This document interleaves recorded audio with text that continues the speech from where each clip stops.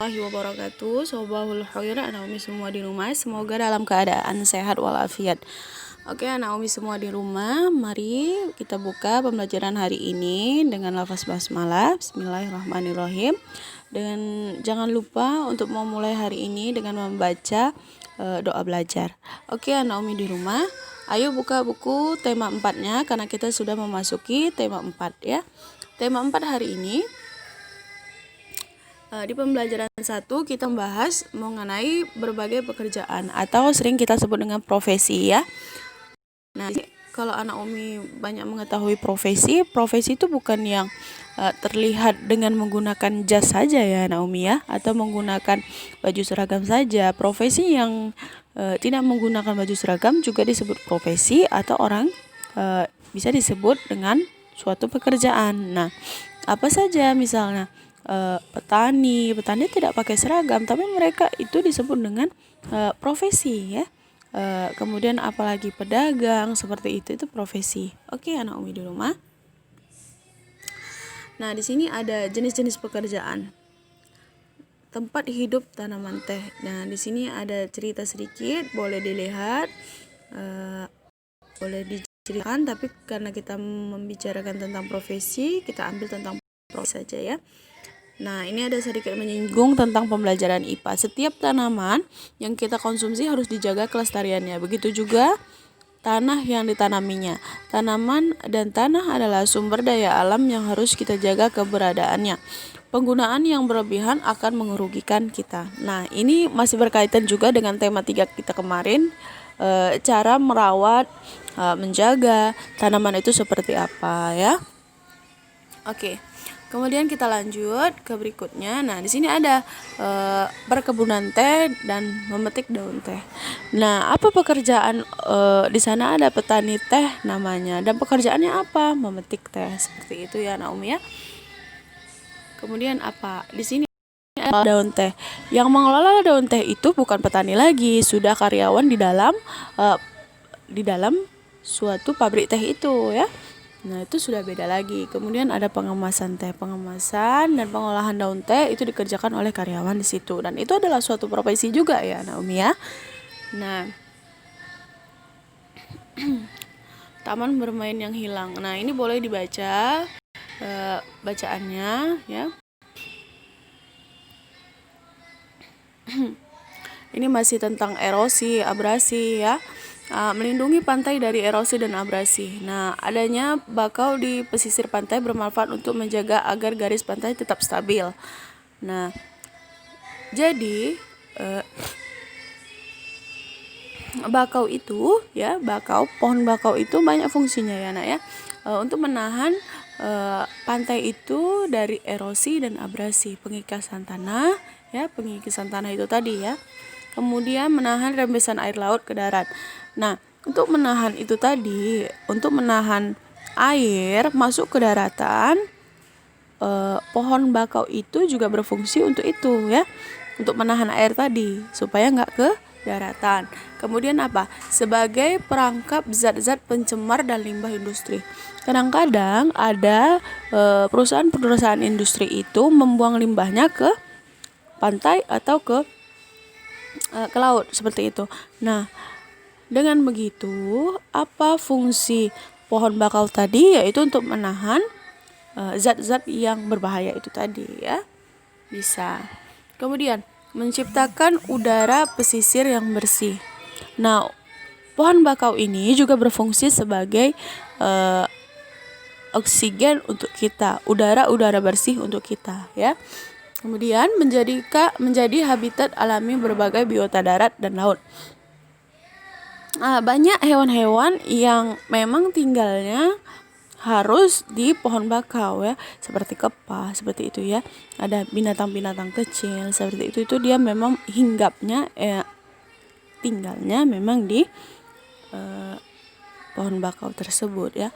Mengurangi dampak bencana akibat gelombang laut seperti badai dan gelombang pasang. Nah, kalau ada pohon bakau di pesisir pantai ya, itulah gunanya untuk menahan gelombang tadi. Kalau gelombang sudah masuk ke daratan maka akan bahaya, kan gitu ya.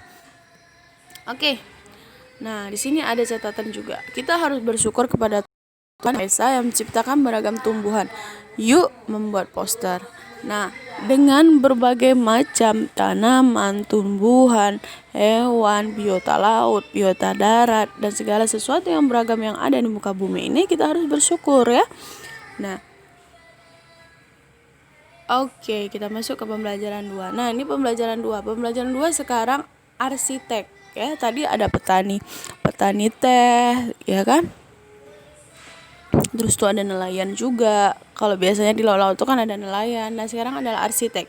Arsitek ia merancang sebuah bangunan. Jadi arsitek itu anak Umi yang belum tahu. Nah, itu dia adalah perancang sebuah bangunan, bukan yang bangun bangunan ya, tapi dia perancang sebuah bangunan. Nah, seperti itu. Kemudian, nah menariknya bekerja sebagai seorang arsitek. Bekerja menjadi seorang arsitek haruslah mempunyai nilai-nilai baik. Salah satunya nilai-nilai adalah jujur. Ketika akan membangun sebuah bangunan, mereka harus menyampaikan ukuran yang benar ya. Jadi kalau kita benar dalam menyampaikan segala sesuatu, maka kita akan dikenal orang sebagai arsitek yang jujur. Apapun itu ya, jadi guru, jadi ustadz, jadi pilot, itu harus jujur ya. Kalau kita nggak jujur, nanti kalau nggak jujur sekali, kedepannya pasti nggak jujur lagi untuk menutupi kebohongan yang pertama. Seperti itu terus ya. Maka dari itu bekerja jujur ya, bekerja jujur. Nah, jujur merupakan salah satu sikap yang mencerminkan sila Pancasila. Nah, di dalam Pancasila ini, nah, anak Umi udah hafal ya. Sila pertama, sila kedua, sila ketiga, 4, 5. Itu semua ada di dalam Pancasila dan dilambangkan di burung Garuda ini ya. Nah, nanti bisa dilihat ya. Sila pertama itu apa gambarnya, apa bunyinya, kemudian sila kedua apa gambarnya dan apa bunyinya, seperti itu.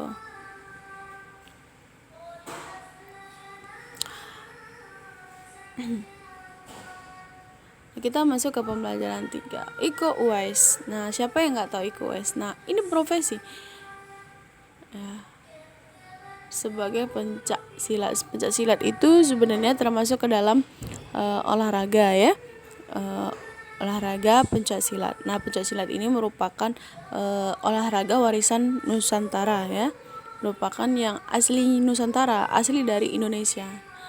Nah, Om Iko Uwais adalah pesilat terkenal handal dalam bidang pencak silat. Oke.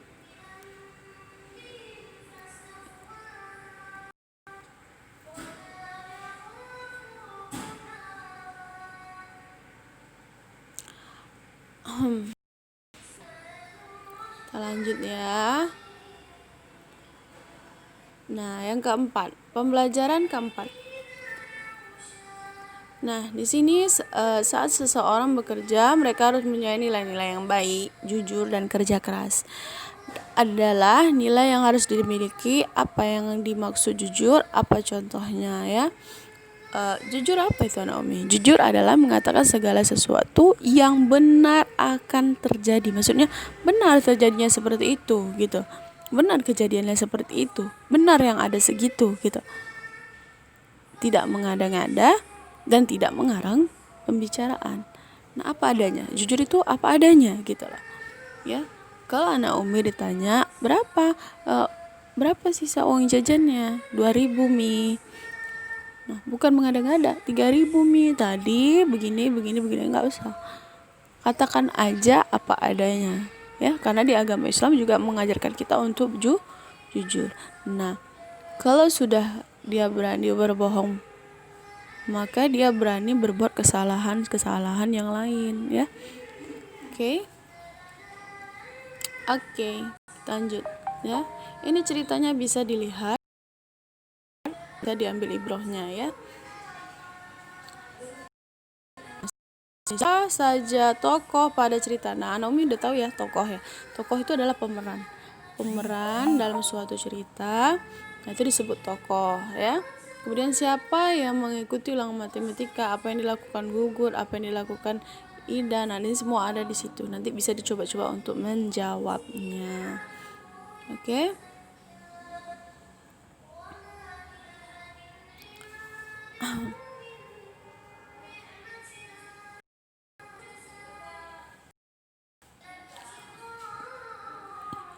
Oke, kita masuk ke pembelajaran 5. Nah, lihat di sini ada jenis pekerjaan. Guru kegiatannya yaitu mengajar. Penjaga sekolah tugasnya apa atau kegiatannya apa? Membersihkan lingkungan sekolah. Nah, anak Umi pekerjaan atau suatu profesi itu udah Umi bilang tidak selalu menggunakan seragam. Tidak selalu menggunakan seragam dinas ya. Ini penjaga sekolah, tidak semua penjaga sekolah punya baju dinas. Ya, seperti itu. Oke, Umi bisa dicoba-coba di rumah, dilihat-lihat sekitarnya ada pekerjaan apa aja dan apa tugasnya ya. Coba dilihat-lihat ya.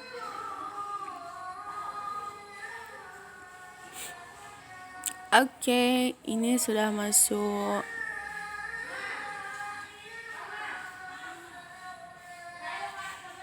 Oke, terakhir ya. Kejujuran merupakan hal penting dalam setiap pekerjaan. Nah, ini dari tadi kita membahas tentang jujur ya, Anak Umi ya. Ini bagus banget nih. Pembahasan hari ini bagus banget ya. Anak Umi diajarkan untuk jujur. Bukan hanya untuk manfaatnya bukan hanya untuk diri Anak Umi sendiri. Manfaatnya itu untuk orang banyak gitu. Nah, kalau Anak Umi ditanya sama Uminya di rumah, dari mana? Dari main tempat kawan Mi gitu. Dijelaskan secara detail. Jelaskan, Umi tadi misalnya Abian jalan-jalan ke rumah teman, terus nggak sengaja begini. Ceritakan secara detail. Ya, belajar untuk jujur. Nah, ini harus ya Anak Umi ya, harus ya. Tahukah kamu bahwa kejujuran juga sangat diperlukan dalam bidang olahraga? Nah, silat itu tadi ya Naomi ya. Silat itu tadi juga harus butuh kejujuran ya Naomi ya. Nah, bagaimana kita menyikapi sikap lawan dan bagaimana kita melawan dari sikap lawan. Nah, itu harus ada jujur ya. Oke. Syukran untuk hari ini ya Naomi. Penjelasan berikutnya akan kita bahas di Visit Home pekan depan. Nah, boleh dibaca-baca lagi tema 4-nya dari pembelajaran 1 sampai pembelajaran 6. Coba dibahas pelan-pelan. Jika ada pertanyaan boleh chat Umi. Oke, boleh chat Umi wali kelasnya masing-masing. Oke, syukran anak Umi di rumah. Semoga sehat walafiat selalu. Jangan lupa beribadah di rumah dan dijaga hafalannya.